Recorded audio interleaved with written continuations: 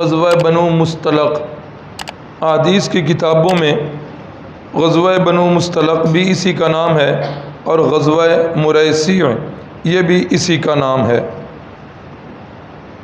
بنو مستلق یہ اس قبیلے کا نام اور مریسی یہ اس جگہ کا نام۔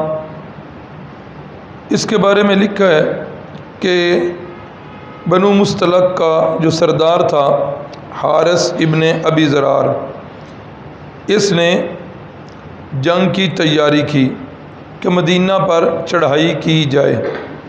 رحمت کائنات صلی اللہ علیہ وسلم کو جس وقت پتہ چلا تو آپ نے حضرت بریدہ اسلمی رضی اللہ تعالی عنہ کو تحقیق کے لیے بھیجا اور انہوں نے آ کر بتایا، یا رسول اللہ وہ لوگ واقعی تیاری کر رہے ہیں۔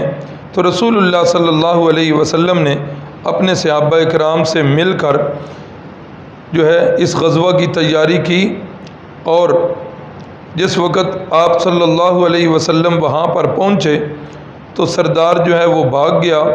وہاں کے باشندوں نے لشکر اسلام کا مقابلہ کیا، 10 کے قریب کافر جو ہیں وہ مارے گئے اور صرف ایک مسلمان جو ہیں وہ شہید ہوئے۔ اب جس وقت یہ کفار مارے گئے، ایک مسلمان شہید ہوئے، سردار صاحب جو ہیں وہ بھاگ گئے، تو اس وقت باقی لوگ جو تھے انہوں نے اپنے ہتھیار ڈال دیے اور وہ جنگ سے باز آ گئے، جس کے بدلے میں تقریباً 700 کے قریب قیدی جو ہیں وہ بنے۔